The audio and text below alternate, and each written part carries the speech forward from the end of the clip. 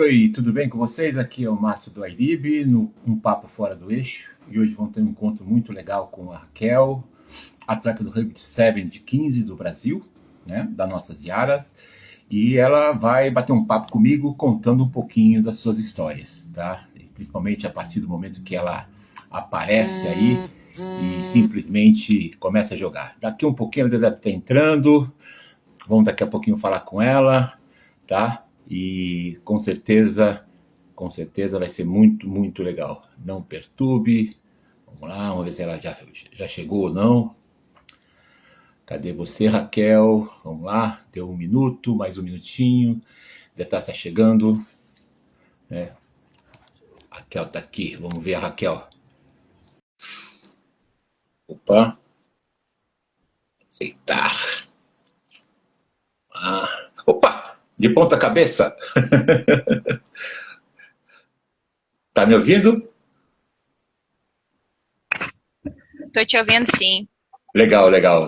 Sabe, te não vira de cabeça pra baixo. É um tacle maldado. Um tacle maldado. Como é que você tá? Tranquila? Tranquilo, tudo em ordem. Tudo bem. E tu? Tudo Opa, bem? Por aí? opa, muito legal. Com um pouco de frio, mais do que o normal aqui em São Paulo, mas estamos bem, Essa né? chupinha de hoje gostosa. Ah, sim, sim, para ficar em casa, né? Trabalhar em casa, é legal. E aí, Raquel, como é que você tá de ansiedade para semana que vem? Viajar? Ah, a ansiedade acho que é tranquilo. Que a gente já fez tantas viagens, né? Eu acho que é muito mais. Acho que eu usaria a palavra animação. Eu tô muito animada pra gente realmente chegar lá e poder mostrar tudo que a gente veio treinando durante todo esse tempo e realmente colocar em prática tudo, toda essa nossa evolução, né? Então acho que eu diria mais a palavra animada do que ansiosa.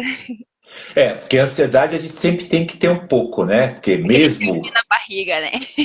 aquele frio na barriga é muito bom, né? Esse sempre tem que ter. A gente fala que quando ele sumir é porque a gente já perdeu a paixão. Então ele tá ali, mas ele já é meu melhor amigo. Essa parte tá tranquila. Deixa eu perguntar uma coisa. Eu sei que você é uma mulher experientíssima em jogos internacionais, né? Desde os primeiros Jogos Olímpicos no Rio de Janeiro até hoje. Eu queria saber de você agora, um pouquinho antes. Como é que a Raquel, aquela menina de Porto Alegre, né? E apareceu no rugby lá no Charrua? Conta um pouquinho dessa história. Como é que você caiu? Bom, caiu aqui.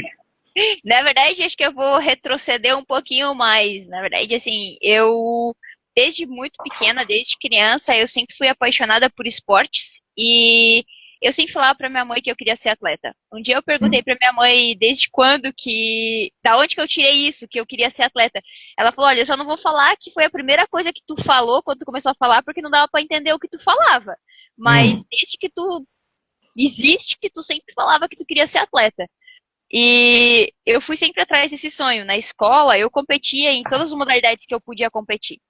E pra mim, nessa época, na verdade, eu sou de Saudades. Eu nasci em Saudades, Santa Catarina, mas minha hum. família sempre morou em Pinhalzinho, então eu venho do interior de Pinhalzinho, uma cidade bem pequena lá no oeste de Santa Catarina. E eu tive o caminho que a gente conhece, o que seria possível, seria através do futebol. Então eu queria ser atleta de futebol. E eu fui, com 15 anos, eu saí de casa, fui morar em Caxias do Sul, atrás desse sonho de me tornar atleta. Passei numa peneira no Esporte Clube Juventude e fui morar lá para Caxias do Sul com 15 anos. Minha madrinha me abraçou, deixou eu morar com ela para que eu pudesse perseguir esse sonho. Eu cheguei a ter uma convocação para um treino de uma seleção sub-17, mas acabou que eu me lesionei e eu não fui para esse treino, acabei ficando bem frustrada na época.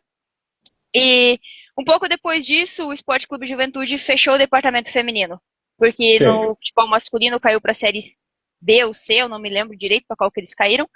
Corte de verba, a primeira coisa que cortaram foi o departamento feminino. Mas eu sempre tive esse sonho de vestir a amarelinha, né? Então, se eu não fosse talvez conseguir como atleta, eu queria representar o nosso país de outra maneira, que fosse sendo uma referência como treinadora ou preparadora física. Então, eu passei na Universidade de Caxias do Sul com bolsa do ProUni de 100% para estudar educação física. E Sei. comecei a me dedicar porque eu queria ser a melhor aluna possível. Em Caxias do Sul, eles dão a Laurea acadêmica para os alunos que têm todas as notas acima de 8. Até eu Ah, ter trancado a minha faculdade, eu tinha a minha Laurea acadêmica. E Foi um dia que eu tava na faculdade, uma amiga minha do futsal falou assim, Raquel, você pode dar um treino pra mim, pras meninas do futsal da Randon, que ela também trabalhava numa escola. Falei, claro, posso. Fui, dei o treino de futsal. E foi aí, no meio do treino de futsal, que uma menina deu um tackle, deu um tackle na outra no meio da quadra. Eu, você tá maluca? O que você tá fazendo? Tipo, vai machucar, não faz isso, vai sentar ali pra pensar. E no final desse treino, ela me convidou pra ir num treino conhecer o rugby. E aí foi no Serra Rugby Clube de Caxias do Sul, que eu fui no meu primeiro treino de rugby. E foi literalmente amor ao primeiro contato. Porque o primeiro treino foi treino de contato. Cheguei em casa com a roupa toda suja, enlameada, com a orelha sangrando. Falei, caraca, esse é meu esporte, é isso que eu quero jogar. E isso foi que ano mais ou menos? Que ano que foi isso? Isso foi em 2011. Foi 2011. em novembro de 2011. E aí você começou a jogar pelo Serra ou foi pro Charrua depois? Como então, é que foi? Aí eu comecei a treinar no Serra, e aí a gente foi jogar um campeonato gaúcho. E até então, o Serra não tinha ganho nenhum jogo no campeonato gaúcho. E nesse campeonato que eu fui, a gente chegou a ir pra final contra o Charrua. Aí a gente tomou um pau feião do Charrua na final. Mas eu me destaquei e ganhei como melhor jogadora do torneio. E depois disso, o Charrua me convidou para jogar com elas o Valentim Martinez, no Uruguai. Sim. Aí, nessa época, ele era ainda disputado entre clubes e seleções, né? Então a gente, como Charrua, chegou a jogar contra a seleção brasileira. E aí, foi um torneio incrível. E aí, na volta desse torneio, uma das meninas do Charrua, ela já tinha feito parte da seleção. E ela veio falar, Raquel, você tem perfil que a seleção precisa. Acho que tu deveria tentar entrar na seleção. E era bem quando foi anunciado que o Brasil ia fazer parte, o rugby ia voltar a fazer parte do quadro dos Jogos Olímpicos, então o Brasil estava investindo um pouco mais no rugby e tal, que eles estavam pensando em formar uma seleção permanente. E aí, nessa época, para participar da seleção, tu tinha que vir para São Paulo, fazer uma seletiva, passar nos testes físicos, para depois fazer os testes de campo. Só que eu, menina da roça, do interior, nunca tinha saído sozinha, nunca tinha viajado sozinha. Eu nem sabia como comprava uma passagem, não era a tecnologia que tem hoje, que qualquer um consegue acessar no celular e comprar uma passagem. Eu não tinha dinheiro também, eu recém tinha saído da casa da minha madrinha, eu estava morando de aluguel. Então, meio que eu não tinha dinheiro para fazer isso. E aí as meninas do Serra falaram, não, cara, tu vai fazer a seletiva porque tu vai entrar pra seleção.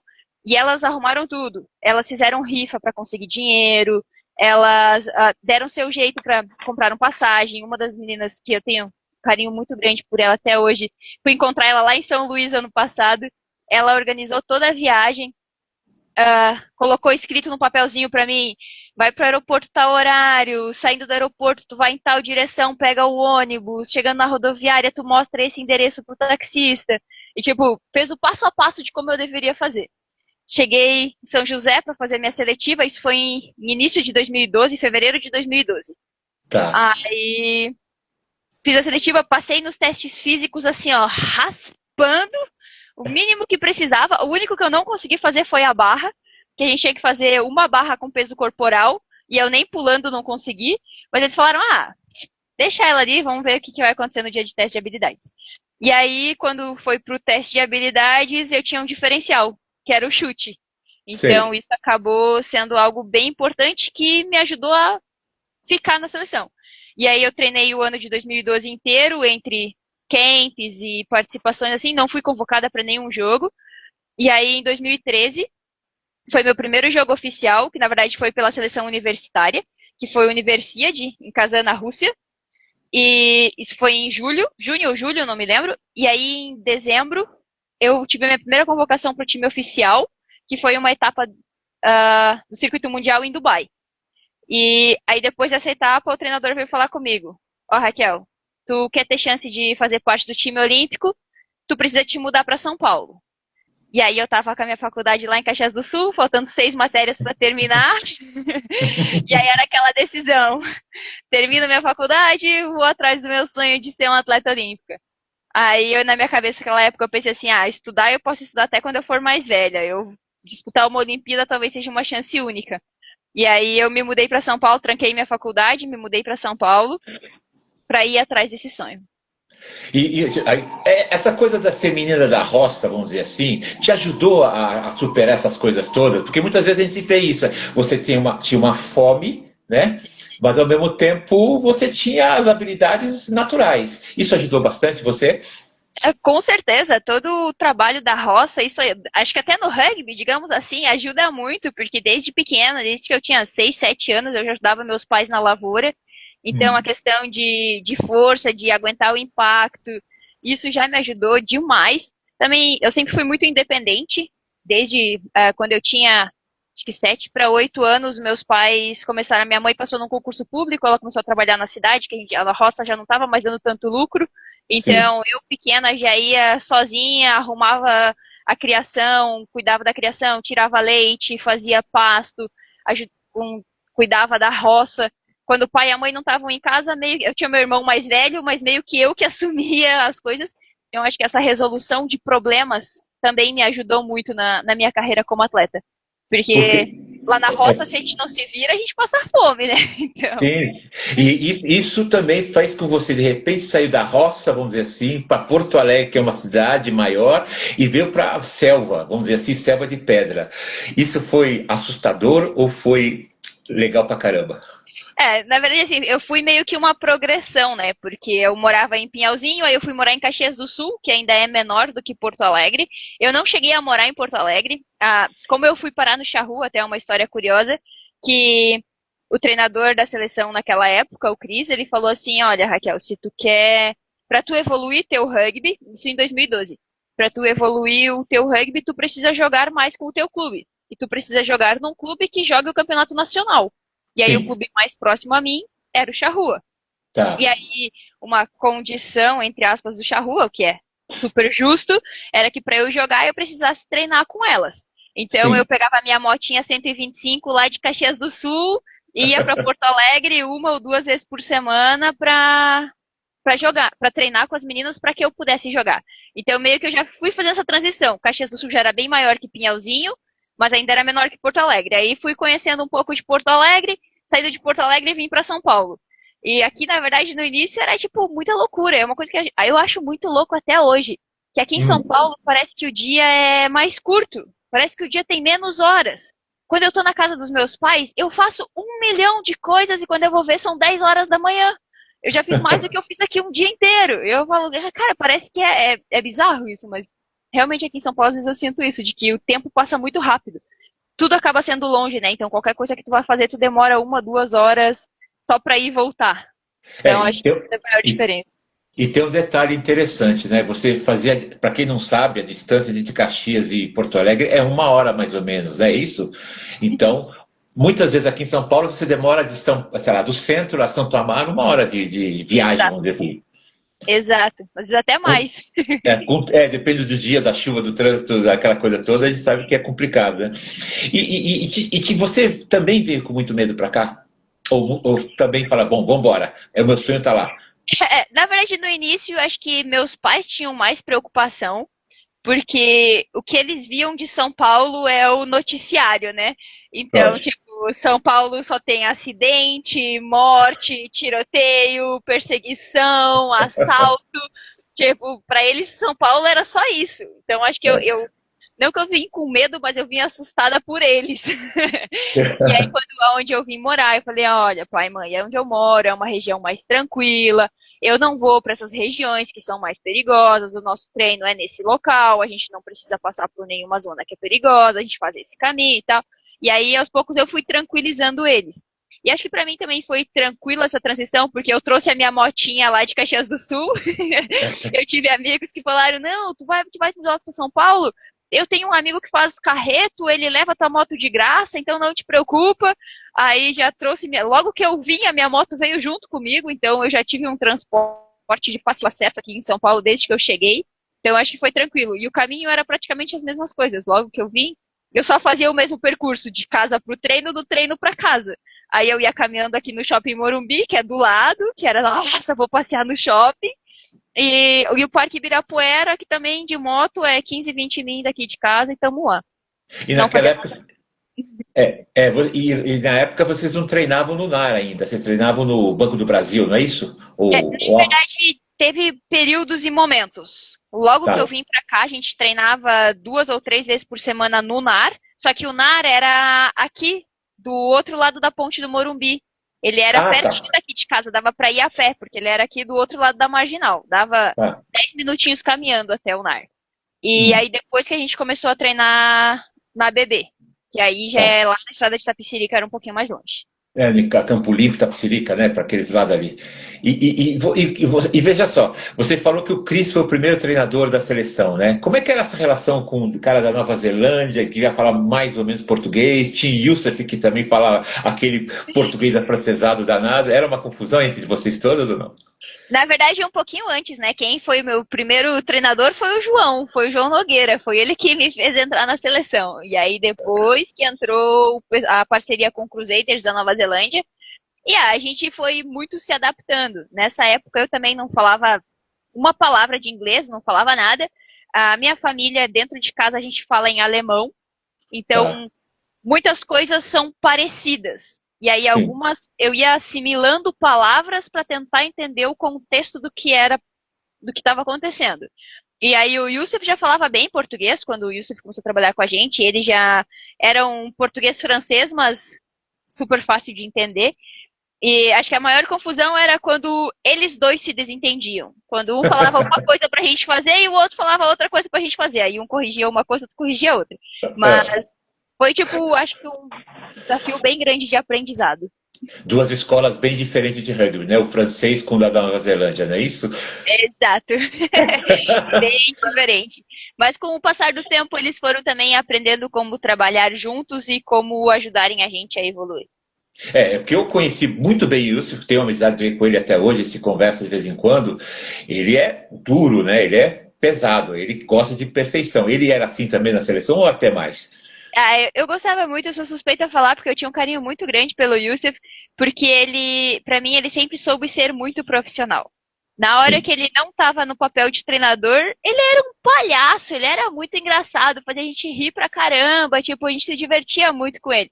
E a hora que ele tava na posição de treinador, ele virava um cara sério e que as coisas tinham que ser do jeito que ele falava. Então, tipo, brincadeiras, brincadeiras, a gente ficava no nosso momento off. A hora de ir pro campo e focar era tipo, não conheço vocês, sou seu treinador, vão fazer o que eu tô pedindo. Então, acho que isso eu admirava muito nele. Ele era muito assim, dentro de campo ele era muito duro e rígido.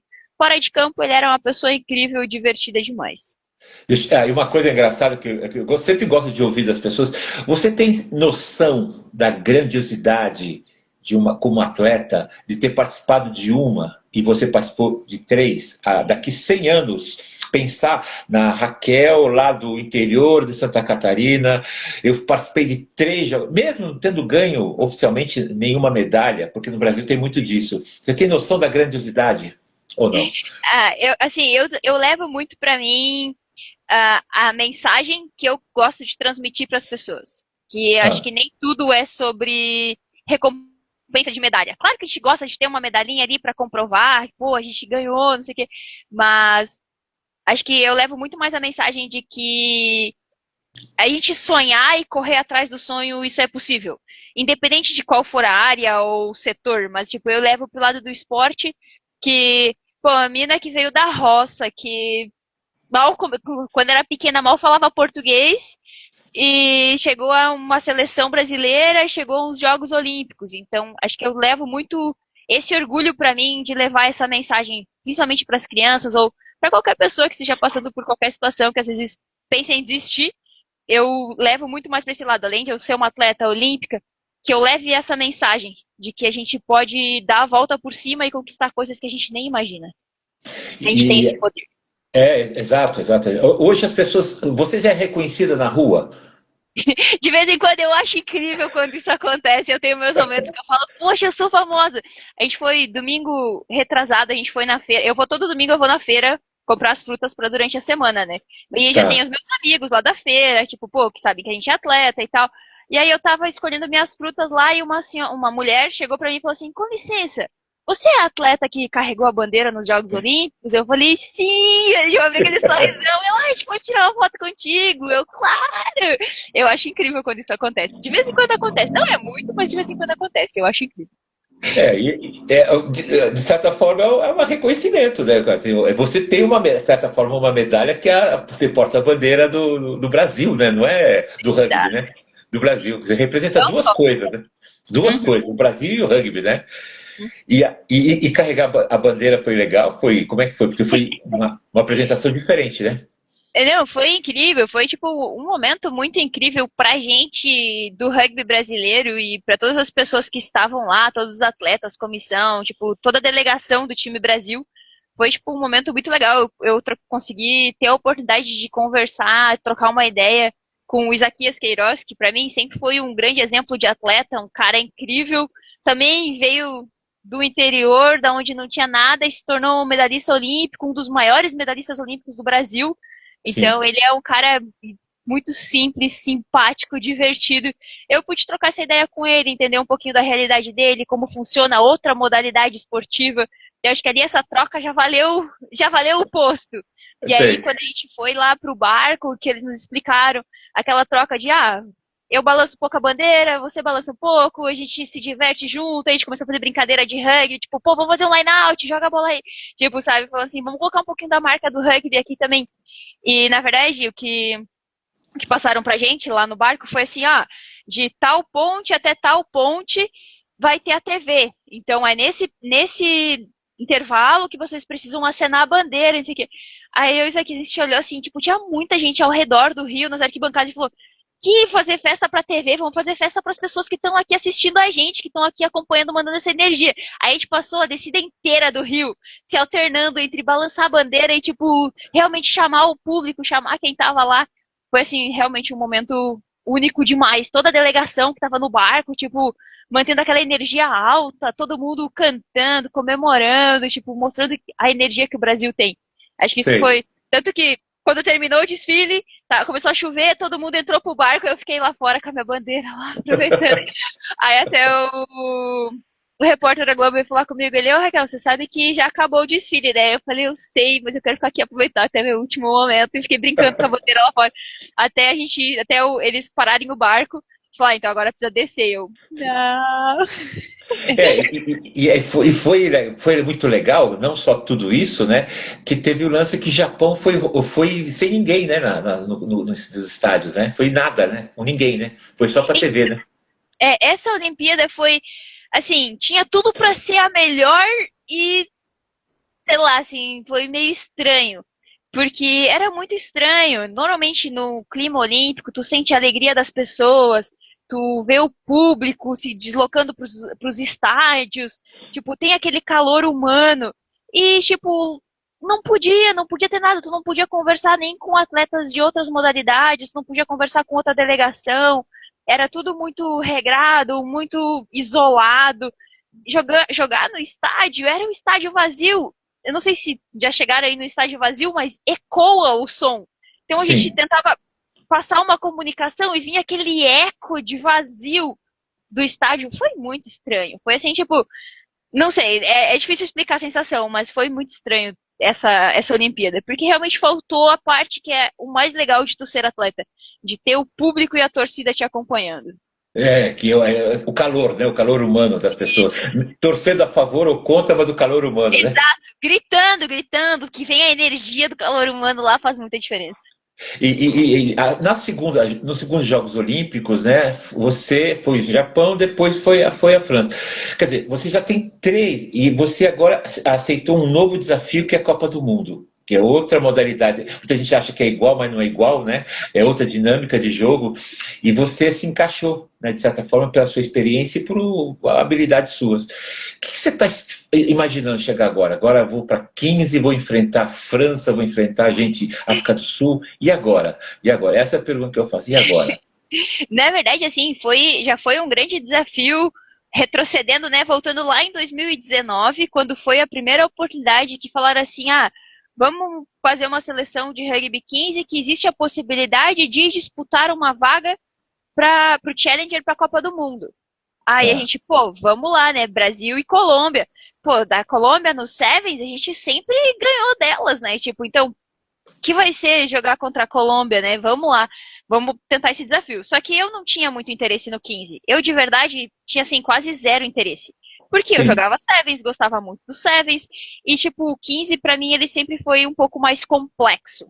Porque tu precisa estudar muito mais pra jogar Rugby 15. Tu precisa entender o jogo muito mais. O Sevens, pô, pega a bola e corre. Tem um espaço, tu corre, não tem espaço, tu solta a bola. E o Sim. 15 já não, ele já tem muito mais uma complexidade.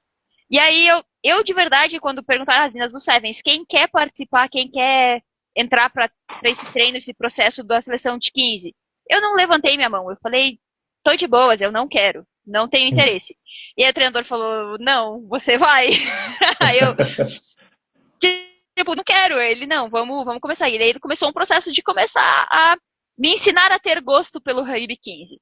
E ainda mais, ele me colocou como 10. Então, tipo, pô, eu me sentia uma puta pressão de muita responsabilidade. O 10 precisa entender o jogo, precisa ter uma boa conexão com o forwards, precisa ter uma boa conexão com a half, precisa ter uma boa conexão com a linha, precisa conhecer todas as jogadas. É quem coordena o jogo. Eu falei, Sim. eu nem queria estar aqui jogando, e agora eu tô tendo que fazer tudo isso.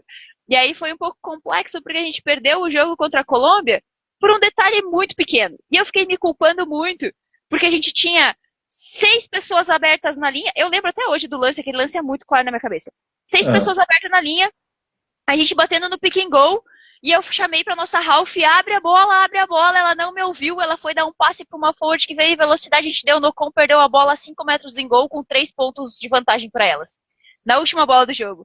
Tipo, se ela só me dá essa. Se eu vou até ela, falo pra ela, a próxima bola, abre pra mim, me posiciono, recebo essa bola. 2 passes eram trás, 5 pontos, a gente tinha classificado.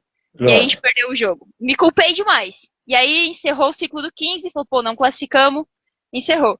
E aí depois teve todo um trabalho da CBRU atrás de reconstruir uma seleção de 15, de fazer realmente um processo de ter regionais de 15, de ter seleções regionais para poder jogar o brasileiro, para poder ter um processo realmente onde mais atletas estejam envolvidas com o rugby 15 feminino. E aí já foi completamente outra história. Eu falei, não, agora, né, nesse momento, eu já comecei a acompanhar muito mais a Luísa com os jogos dos Cobras, com o jogo dos Tupis, já comecei a me encantar muito mais pelo Rugby 15, entender melhor o jogo, entender melhor as estratégias. E aí, quando a gente voltou, agora, quando a gente, na verdade foi antes da Olimpíada de Paris, né? Que aí o Will, na época que era ainda nosso treinador, ele falou assim, terminamos aqui, agora vocês estão à disposição do treinador de 15. Sim. E aí o Emiliano falou, venham. Aí ele escolheu quem ele queria para que fosse jogar o qualificatório lá, que foi quando a gente ganhou o jogo da Colômbia. E aí aquilo lá pra mim foi tipo um momento mágico, incrível. E aí depois disso, a gente teve de novo a escolha. Vai seguir treinando, que a gente conseguiu a qualificação pra Copa. E aí agora, vai ficar no Sevens ou vai ficar no 15? Aí eu falei, não, eu ainda quero, porque aí mudou o treinador, né, entrou a Cristal no Sevens. Eu falei, eu também não posso simplesmente falar, não vou mais jogar Sevens, porque as meninas, tinha todas as meninas novas, sem ninguém experiente no grupo, querendo ou não, isso faz muita diferença. Pra também ajudar a manter e conquistar, e que o grupo todo se consolidasse com a confiança. Por mais que eu não tenha jogado muito tempo dentro de campo, só o fato de ter alguém mais experiente, tranquilo, para passar essa tranquilidade para as meninas, eu me senti na obrigação de continuar esse processo. E eu amo o Sevens, eu sou apaixonada pelo Sevens, então, tipo, eu não consigo ainda escolher, não, vou só jogar 15, vou só jogar Sevens. Se eu puder jogar tudo, eu vou querer jogar tudo. Mudar a chavinha, né? Muda a chavinha. E aí a gente terminou a nossa temporada de Sevens, que a gente fez uma temporada incrível, foi a nossa melhor colocação na história. A gente conseguiu conquistas incríveis, que foi a nossa vitória contra a Austrália. Então a gente teve uma excelente temporada de Sevens, apesar do circuito ter mudado o seu sistema e a gente não ter sido muito beneficiado com isso, mas foi a nossa melhor temporada. E aí, finalizando ela, nossa treinadora falou, agora vocês estão disponíveis para o 15. Quem o treinador quiser estão à disposição. E aí eu fui a primeira pessoa a falar, tô indo, eu quero brigar pela minha vaga. Já tinham meninas treinando somente o 15, e eu falei, cara, eu quero que o melhor time vá. Eu vou fazer o máximo possível para que eu esteja entre essas pessoas. Mas eu realmente quero que, se eu não for convocada, que eu deixe as pessoas que vão viajar melhor preparada possível para encarar esse grande desafio. Porque, teoricamente, o Séries vai voltar só em novembro, dezembro, né? De novo, que é o novo ciclo do circuito mundial, não é isso? Ou não? Nós, na verdade, jogo oficial só teremos em janeiro ou fevereiro. Final de janeiro, início de fevereiro. Tá, que é que é, outro grupo, vamos dizer assim, né? Isso. Outro grupo. Como a gente está teoricamente no circuito B, né? Exatamente. Foi muito em função econômica, né? Você sabe disso, né? Que o circuito achava que economicamente estava tendo prejuízo, estava dificuldades financeiras, bancava o esquema todo, né? Mas aqui em São Paulo foi muito engraçado. Eu tenho alguns amigos jornalistas muito grandes que quando vocês ganharam da Austrália, né, falaram assim como realmente fosse realmente é um feito maravilhoso, né, mas para eles que não acompanham, para eles falar, não, como é que pode? É que nem um time qualquer ganhando do Brasil do futebol, sabe, uma coisa assim, Bolívia ganhando do Brasil. Então fizeram muitas postagens, muita coisa, né. E eu cheguei num evento de basquete, encontrei com a jornalista Glenda Kozlovski, né, famosa do Globo, depois que foi agora na Bandeirantes, e ela falou, e a primeira coisa que ela perguntou, e as Iaras? Né? A primeira coisa que ela perguntou, e ela sabia quem era mais ou menos quem, conversamos bastante sobre isso, e ela ficou muito animada, né? Claro, eu falei, no Mundial agora vai ser pesado, mas jogando bem já é um bom caminho, né? Formando um grupo bom. Você fala muito em jogar bastante nos clubes. Falta isso um pouco para as meninas jogarem mais em clubes, em seleções regionais, para que elas ganhem mais atividade no campo ou não? Acredito que isso seja um processo que a gente está em construção, né? Sim. Na minha visão, para um atleta chegar na seleção, ele precisa ter passado pelo clube, ter jogado minimamente um campeonato estadual, um campeonato regional, jogado um campeonato brasileiro, para ter experiência do jogo em si. Infelizmente, hoje na nossa seleção, a gente acaba muitas vezes cortando esse processo. E isso não é muito benéfico nem para o atleta e nem para a seleção de uma maneira geral. Infelizmente, às vezes é necessário, mas eu não vejo isso como uma grande oportunidade. Vou usar um exemplo prático da Gabi, que foi transferência de modalidade, né? Durante a pandemia, ela começou a jogar rugby e ela veio do atletismo direto para a seleção brasileira. Sim. Então acaba que ela pulou etapas e às vezes acho que ela acaba perdendo um pouco do processo bom que é participar com um clube, né? O rugby de clube ele acaba sendo um rugby diferente, ele é mais leve, é aquela parte mais de parceria, de irmandade. Querendo ou não, a seleção hoje ela acaba sendo nossa profissão, então a gente precisa levar mais a sério. E o rugby de clube ele proporciona coisas que a seleção não vai conseguir proporcionar. E agora ela teve a oportunidade de ir para o Japão, jogar uma temporada lá, no temporada de clubes no campeonato japonês, e a evolução que ela teve nesses 3 meses que ela tá lá, foi um salto gigantesco, maior do que talvez 2 anos que ela tivesse treinando só com a seleção.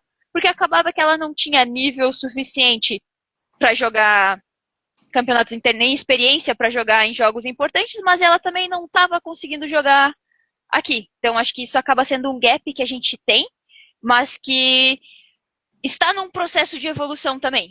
As meninas mais novas hoje, todas vieram de um clube. Sim. Todas já jogaram Copa Cultura Inglesa, todas já vêm jogando campeonatos estaduais, regionais e brasileiro. Então acho que as mais velhas tiveram muito essa dificuldade, mas hoje esse processo já está muito mais claro e a gente consegue ver os resultados. E você vê na sua visão, quer dizer, na sua expectativa, que outras regiões, além de São Paulo e outras esses Rio de Janeiro, Paraná, Rio Grande do Sul, outras regiões que têm grande potencial de se tornarem também importantes no rugby feminino, principalmente, ou não? Com certeza, acho que o nosso Brasil ele tem muito essa riqueza de diversidade, de pessoas diferentes em todas as regiões. Então, a CBRU tem trabalhado muito em expandir com projetos, com capacitação de treinadores, professores. Então, acho que a gente está nesse caminho de tentar levar o rugby para o maior quantidade de lugares possíveis. E sim, tem regiões ainda pouco exploradas que a gente pode tirar atletas incríveis. Na região da onde eu vim, não existe rugby. Então, se a gente tem uma atleta de seleção de um lugar onde nem existe rugby, imagina se a gente tivesse o rugby nessas regiões. O nível de atletas que a gente poderia ter. Então, acho que é um processo de construção também. A gente não consegue mudar o sistema ou dar um estalar de dedos e conseguir, tem rugby no Brasil inteiro. Não é que nem o futebol, que as crianças vão pegar uma bola e vão brincar na rua. A gente precisa conquistar e que elas tenham o gosto por esse esporte. precisam conhecer, né? Principalmente, né? Conhecer. Exato. E quando a gente olha a seleção, a gente tem que sentir aqui. A Raquel é meu ídolo, né? A fulana é meu ídolo, aquele ciclano é meu ídolo. Isso é muito importante também, né? Sentir Exato. representado, vamos dizer assim, né? E E, também ser uma inspiração pra galera, que tipo, pô, tô jogando rugby por quê? Porque talvez eu almejo algum dia estar lá, porque a gente tem pessoas que representam bem o nosso país. sim, a coisa da representação é fundamental, né?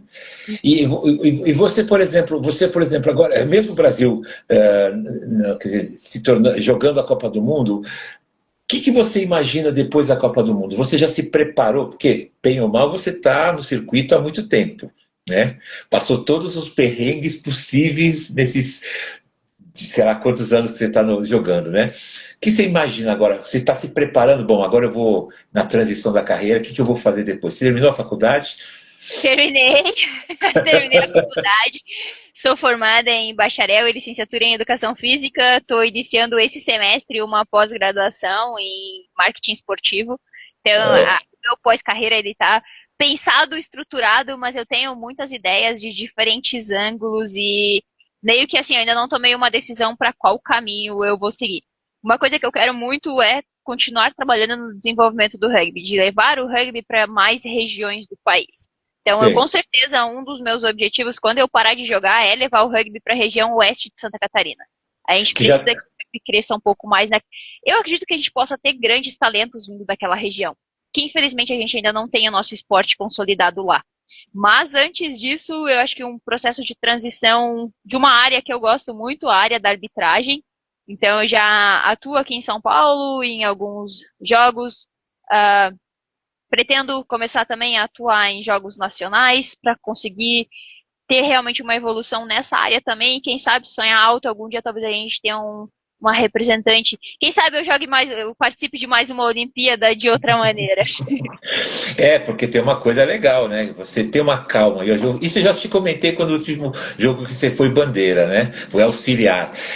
Normalmente as jogadoras que querem ser árbitras, né, acabam tendo uma calma, porque entende o jogo e, de certa forma, pode intervir se for preciso, de algum jeito, para não haver problemas no jogo, né? Isso eu fiz um comentário com você, eu fiz um comentário com a Babi, que também bandeirava bastante, né? Que são jogadores internacionais, que jogaram fora e jogaram bem, e tem um aspecto legal de comportamento, né? Um Agora, exemplo que a gente tem agora, bom, é a Tatá, que ela tá, também tá, foi atleta da seleção e agora ela já está sim, apitando. Inclusive, ela vai apitar a final do Brasileiro Feminino, que vai ser amanhã, lá em amanhã, Jacareí, exato. E ela é uma menina que era uma excelente jogadora, excelente atleta pela seleção e agora está se tornando uma árbitra de referência. exato, exato. Porque tem toda uma formação como atleta para depois se tornar uma formação como árbitro.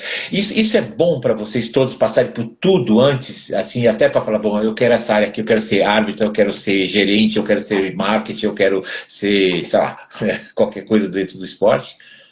Com certeza ajuda, né? Ajuda a gente a ter um direcionamento. Tu vai percebendo também o que tu gosta, o que tu não gosta de fazer, o que é que tu não quer.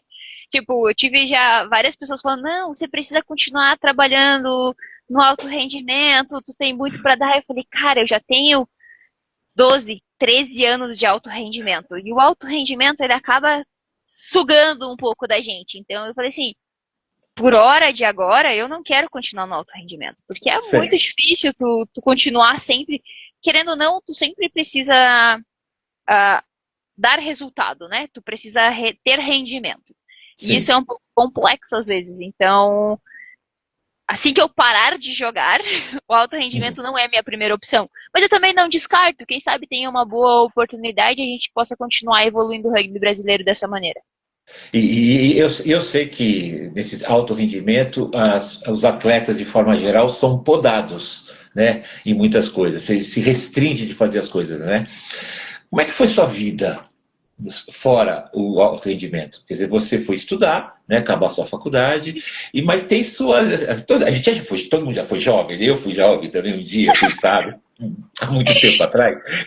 Mas aí vem a discussão, né?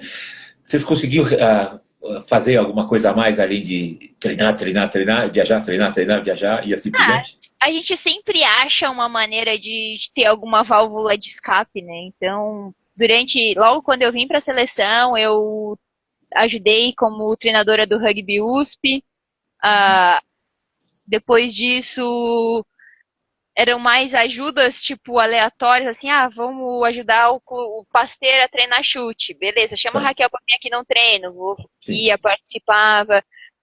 Final de semana, uma coisa que a gente fazia, não era questão de trabalho, né? Sim. Mas sempre a gente estava participando de outros jogos pra gente acompanhar e dar suporte pro clube quando a gente não podia jogar. Ou também questões de lazer, de, tipo, ir o final de semana pro mato, fazer uma trilha, ir pra uma cachoeira, final de semana cinema, ou ficar, tipo, conhecer outras pessoas, ir para outros lugares. Que a gente sempre tem essa oportunidade.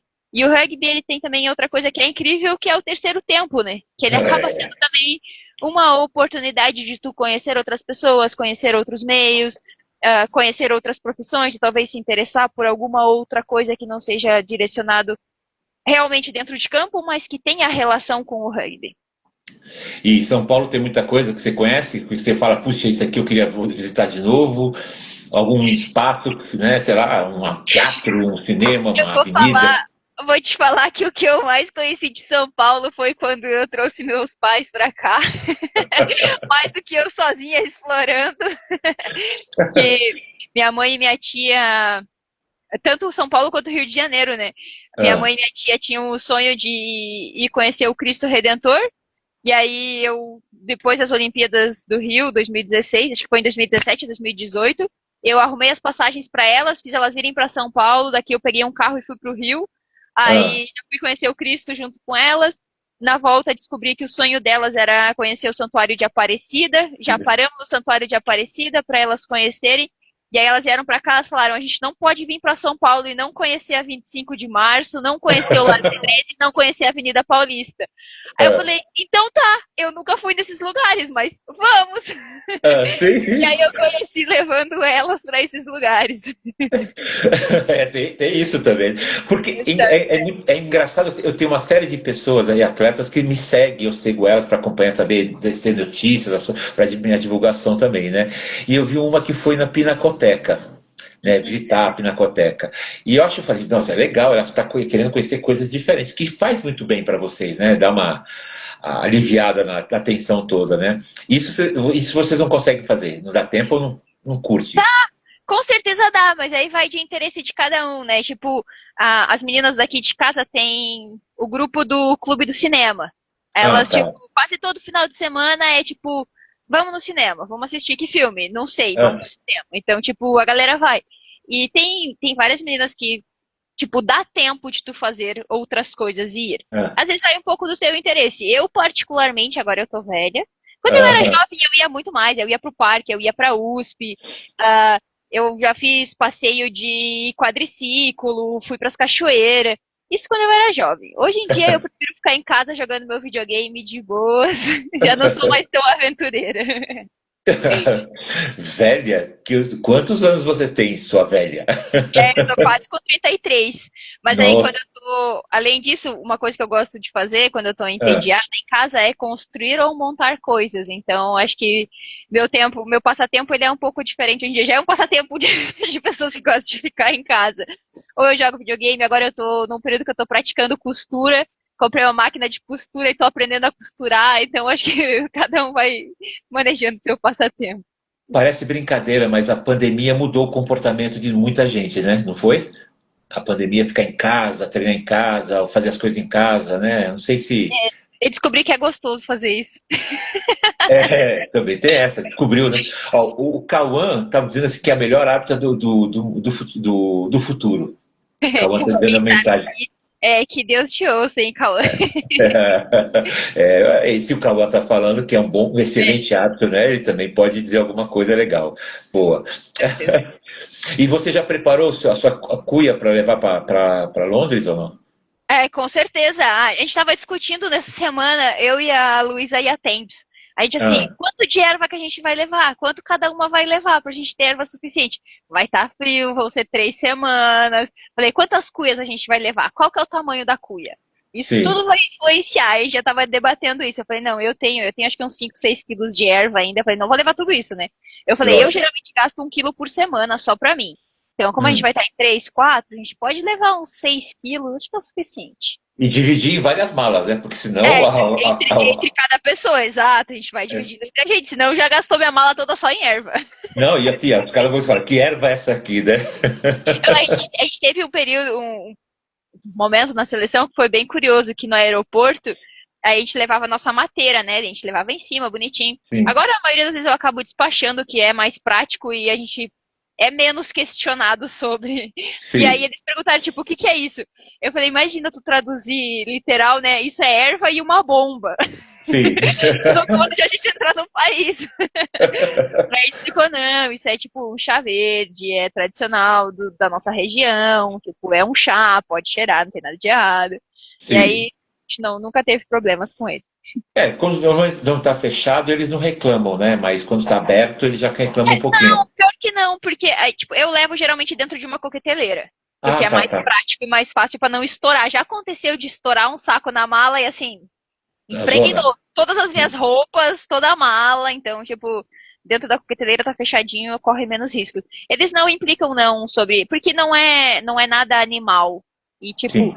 é vegetal, mas tipo, já tá processado, não é uma É, planta que vai poder plantar e poluir o ambiente. mas é. Agora, lá na Inglaterra, vocês podem até encontrar um brasileiro que virou policial, né? O Léo Bife, que está trabalhando e morando na Inglaterra. Eu até brinquei com ele, falei, protege elas lá na alfândega para não ter problema nenhum, né? Ele riu e falou, não, não trabalho com isso.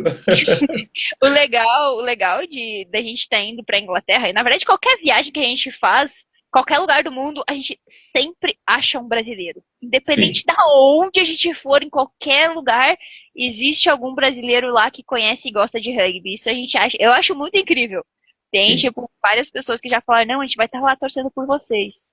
Isso é uma coisa louca, né? Pensar. É, Hum. muito louco. Eu acho que não sei se foi onde uma vez eu estava na Inglaterra e encontrei com um brasileiro que eu nem nunca imaginaria que encontrar na vida. Ele foi assistir o jogo, né? Uhum. Ele foi assistir o jogo de rugby. Eu falei, por que você foi assistir o jogo? É curiosidade. Todo mundo fala aqui onde eu moro e eu vim ver assistir o que que é isso aqui, porque eu não sabia.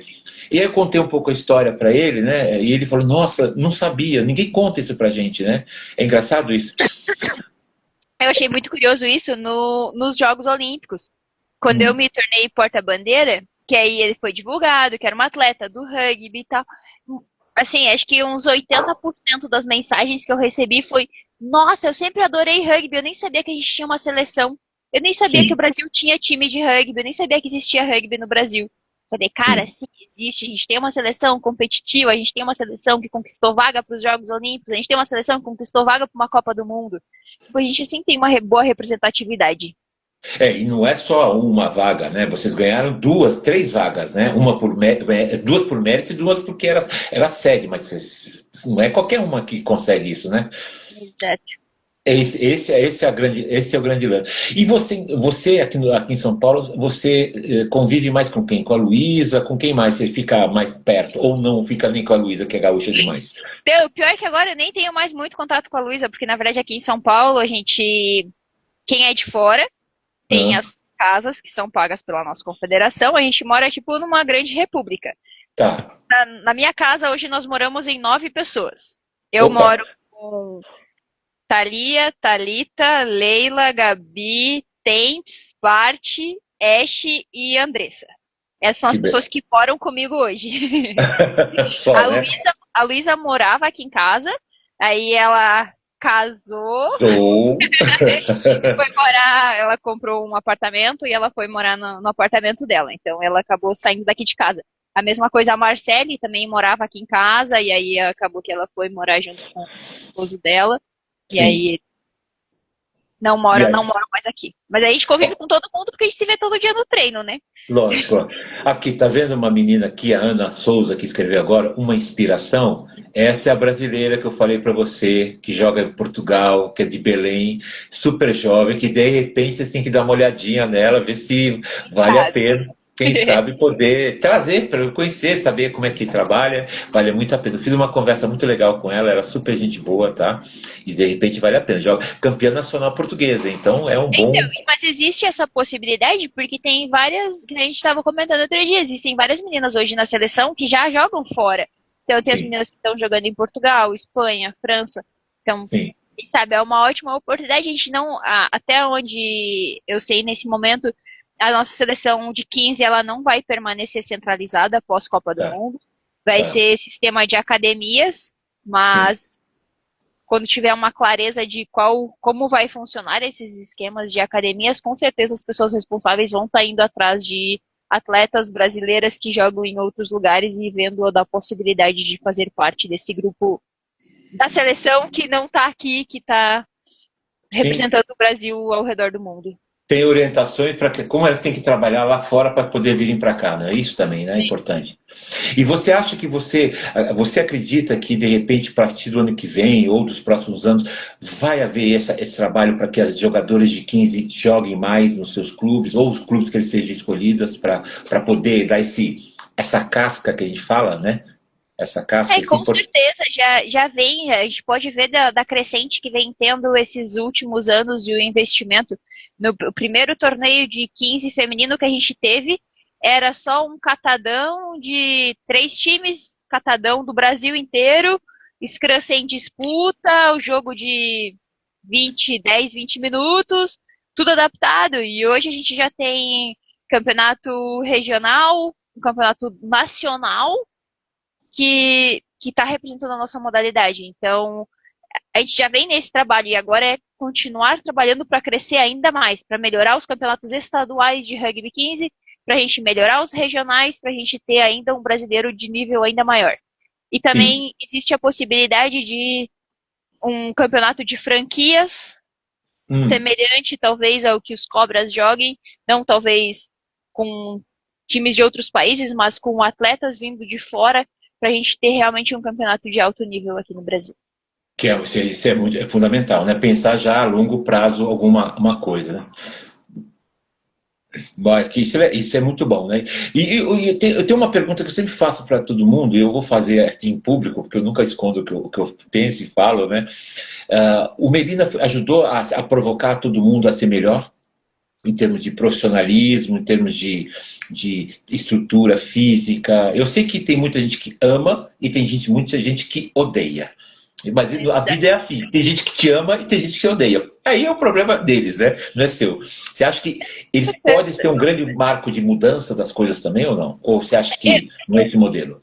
Assim, eu acho que para muitas atletas, inclusive o Melina, foi de fundamental importância para a questão de estrutura, de perseguir seus sonhos também, porque querendo ou não, é o único clube da onde tu pode se dedicar somente ou se dedicar muito mais ao esporte, à modalidade. Ah, sempre vão ter conflitos de interesses, conflitos de ideias, e isso é algo que é inevitável, mas acho que, na minha visão, a gente sempre precisa pensar num propósito maior. Que a gente quer evoluir o rugby brasileiro. E o Melina, ele com certeza é uma ferramenta para ajudar a evoluir o nosso nível. Porque a partir do momento que tu tem atletas que podem se dedicar unicamente a treinar e melhorar seu desempenho, e essas atletas não necessariamente fazem parte somente da seleção nacional, isso ajuda a agregar muito. Se Sim, depois essas atletas talvez voltam para os seus clubes originais, elas também acabam evoluindo o seu próprio clube, com uma visão diferente, com uma bagagem maior. Então, acho que assim como todos os outros clubes que a gente tem no Brasil, tem muitas pessoas que querem ver a evolução. Tem pessoas realmente dedicadas com o foco em evoluir o rugby e transformar pessoas melhores, não só atletas melhores, sim, mas principalmente acho que pessoas melhores para a sociedade. E eu acho que esse é o ponto mais importante. O Melina, ele tem um papel com certeza fundamental de mostrar que o Brasil não é só região sul e sudeste, que o Brasil é um país rico de norte a sul e que a sim, gente pode conseguir hoje a gente tem atletas incríveis da seleção que fizeram parte que são do Clube Melina. Tipo a sim. Yasmin, olha a atleta que ela se tornou hoje. Hoje ela é uma das referências do Sevens e ela teve o seu início de carreira evolutiva no Melina. Então eu acho que é muito de ver isso, de que acho que cada clube, não só o Menina, mas todos os clubes que ajudaram a formar os atletas têm um papel fundamental nisso. Sim, perfeito. Essa é a ideia, né? Porque até os biotipos são diferentes, né? Se você analisar o Brasil como biotipos, é muito diferente. Uma coisa que, assim, eu pergunto sempre, você já transitou em outras modalidades esportivas para conhecer o que cada um está fazendo diferente? Porque muitas vezes a questão da modalidade ajuda muito, né, de conhecer. Com certeza. Agora, ainda mais na posição de presidente da comissão de atletas, a gente acaba conhecendo muito mais outras modalidades, entendendo como elas funcionam. A gente teve a oportunidade, eu tive a oportunidade, né, de participar de um curso do COB, onde era dedicado à comissão de atletas. Então, assim, trocando ideia com várias outras modalidades, acho que para muitos a gente tem quase um mundo perfeito. A gente reclama muito do rugby, mas o rugby está muito à frente de muitas outras modalidades em diversos quesitos. Questão de organização, de estrutura, de planejamento. Então, acho que essa troca vale muito a pena para a gente ver outros caminhos, mas também talvez ver que a gente não está tão ruim quanto a gente pensa, porque tem modalidades que têm muito mais dificuldades do que a gente. Esse é o problema do país que tem o futebol como principal esporte, né? Onde um atleta talvez pague o ano inteiro de um clube aqui no Brasil de rugby, né? É uma coisa De um assustadora. clube de rugby, tem atletas de futebol que pagam a seleção inteira. Não falo nem de seleção, eu falo de um clube inteiro, assim, o ano inteiro, né? Quer dizer, é uma coisa assustadora, né? E ao mesmo tempo nós não temos ligação nenhuma com eles, né? É uma coisa louca de pensar, né? O basquete já tem alguma ligação com o Flamengo, com times mais estruturados, que chamam torcida, né? Porque é uma coisa muito engraçada, chamar a torcida para torcer. Não é só a nossa bolha, né? Vamos dizer assim, né? Isso é algo curioso que a gente até já debateu e conversou sobre clubes, né? Não necessariamente modalidades, mas clubes. Tipo, um clube que cresceu muito foi o Praia. O Praia Rugby Clube, ele é muito forte no voleibol. E ele começou a investir em outras modalidades, então, tipo, tendo grande destaque agora no atletismo também, em diversas modalidades. E acho que o caminho, aí até eu fui trocar uma ideia com o pessoal lá, falei, olha, vocês já estão abraçando tantas modalidades, não querem colocar o rugby aí no praia também, não? Mas a gente tem essa oportunidade. E é uma coisa que eles falaram que estão abertos, tipo, com certeza, isso está em negociação, não é algo que vai acontecer do dia para a noite. Mas é um caminho, assim como teve a oportunidade lá atrás de vincular o rugby ao Corinthians. Infelizmente, a parceria não vingou, mas são coisas que às vezes talvez valem a pena. Talvez não com clubes grandes, mas com clubes que trabalhem muito outras modalidades também e que pensem de uma maneira coletiva e não só no rendimento que o futebol traz de retorno financeiro. Eu sou um cara mais velho, e muitas vezes os caras falam assim, você é velho. Eu falei, eu sou. Teve Corinthians, teve São Paulo e Palmeiras, já como rugby. Só que em outro modelo, né, outra estrutura, outra mentalidade, e desapareceram. E foram clubes que chamaram muita atenção. Eu fui ao Museu do Palmeiras e lá tem uma camisa do rugby daquela época. Eles mostram todas as modalidades que o Palmeiras tem e mostram uma do rugby lá. E pouca gente sabe.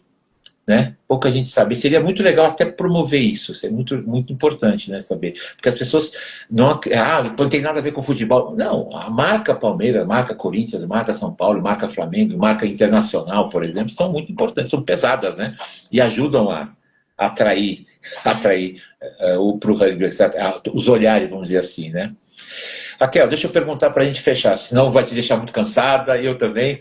Qual a mensagem que você dá para as meninas que estão começando, que nem sabem que o rugby existe, mas que de repente falam, putz, eu sou aquela capial do interior do oeste de Santa Catarina e estou aqui hoje como uma pessoa que daqui 200 anos vão saber que eu joguei rugby e fui um monte de coisa, né? Pode não ter sido medalhista, mas eu fui um monte de coisa boa. Acho que a principal mensagem que eu deixo para as pessoas de uma maneira geral é o que a gente já falou aqui durante o período, que é, tipo, perseguir seus sonhos. Que, tipo, nenhum sonho ele é impossível. Que quando a gente realmente sonhar e correr atrás, fazer com que isso aconteça, nada vai cair do céu, né? Mas a gente correr atrás e realmente dos nossos sonhos, até o que pode parecer impossível pode se tornar realidade. E isso vale para qualquer sonho, não só de ser atleta. Mas se tu tem um sonho de ser médico, médica, ou professora, qualquer modalidade, qualquer profissão que tu escolher, ou qualquer sonho que tu tiver, que a gente realmente persiga esse sonho e ele pode ser possível. Sei, legal, é isso aí. O Mariano Ariete já tirou sarro de mim, né? Porque ele é um pouco mais novo do que eu, e diz assim: isso foi há muito tempo atrás. Foi há muito tempo atrás mesmo. Isso é muito legal, porque existe história para ser contada, né? Tá bom? Exato. Raquel, muito obrigado, tá, por ter aceito o meu convite. Foi muito legal, tá? Eu acho que é importante falar o tempo todo, criar a mídia, de vocês são importantes em termos gerais, né? E boa sorte, agora está chegando a hora de partir para a Inglaterra. Joga o melhor. Não tome tererê, tome chimarrão, tá? Pelo Não amor tome de Deus, tererê, hein? Pelo não. amor de Deus. Obrigada. Eu que agradeço a oportunidade de vir aqui bater um papo, sempre a gente falar um pouquinho sobre rugby, contar um pouquinho da nossa história e quem sabe a gente consegue captar mais uma ou duas pessoas para vir torcer pela gente lá na Copa do Mundo. Não, vai ter muita gente torcendo por vocês, não tenho a menor dúvida, tá? E precisando de alguma coisa legal, vai estar o Mário, vai estar lá, o Mário que é jogador do Pasteiro, vai estar com vocês fazendo matéria, um monte de coisa, ele vai ajudar muito a divulgar também, fora da ESPN, vamos dizer assim, fora do meu amigo Martoni, que eu gosto muito, e ele vai divulgar um monte de coisa e a gente vai retransmitir aqui pro pessoal aqui do Brasil também, tá bom? Beijo, querida. Tudo de bom, tá? Abração. Igualmente. Tchau, tchau. Tchau, tchau.